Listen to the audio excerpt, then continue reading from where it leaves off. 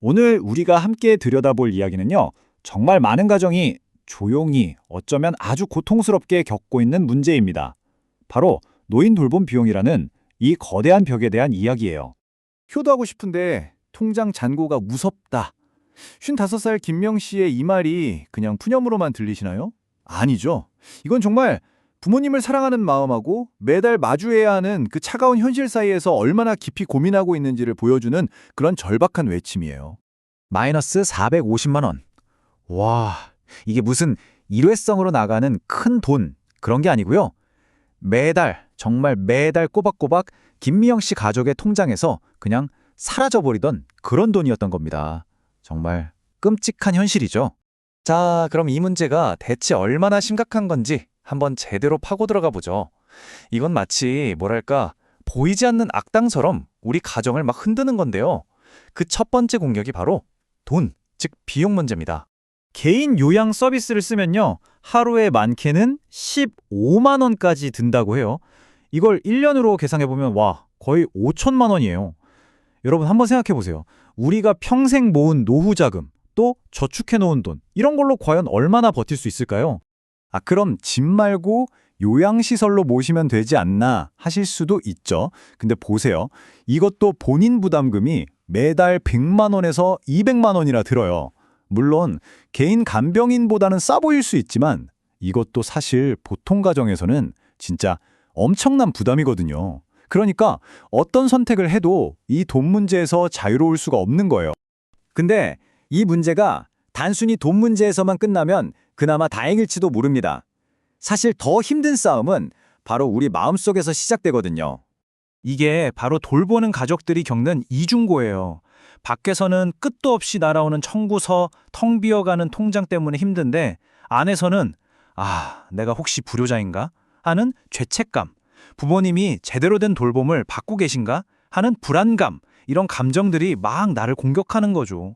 정말 양쪽에서 압박이 들어오는 겁니다. 자, 이렇게 사방이 꽉 막힌 것 같은 상황에서 희망을 찾기란 정말 어렵죠. 그런데요, 만약에 이 막막한 터널을 빠져나갈 수 있는 어떤 공식적인 탈출구가 있다면 어떨까요? 놀랍게도 있습니다.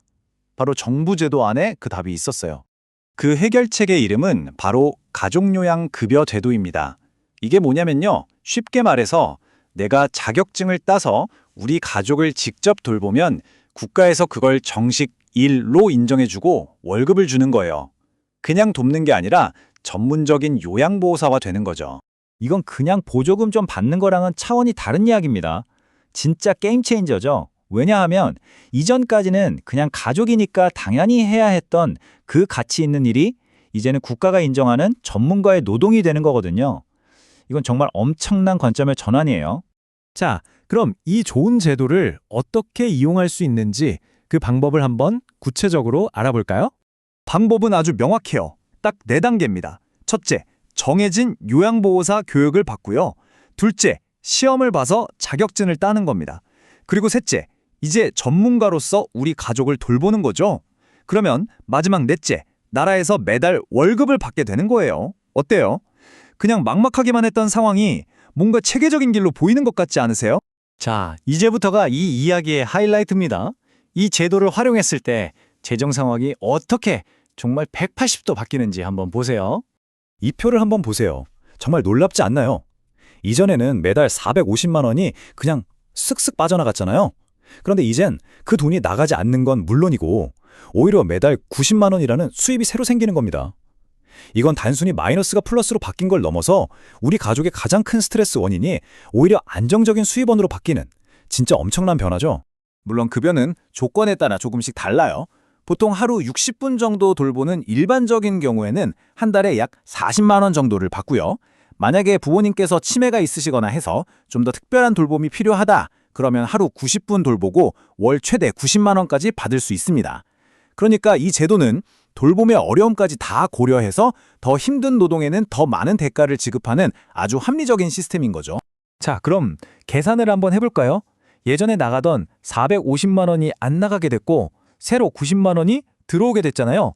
그럼 우리 가족의 월별 현금 흐름에 생긴 변화가 얼마일까요? 무려 플러스 540만 원입니다.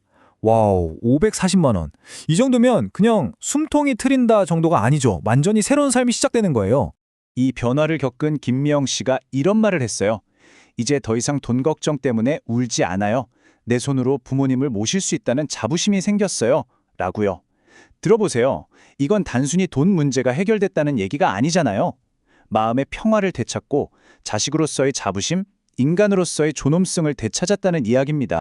김미영 씨의 이야기를 듣고 나니 이런 생각이 들지 않으세요?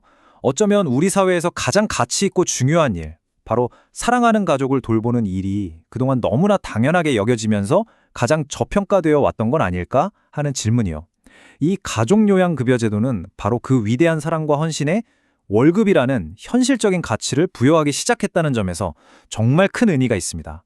어쩌면 너무 늦었을지도 모르는, 하지만 꼭 필요했던 변화의 시작인 셈이죠.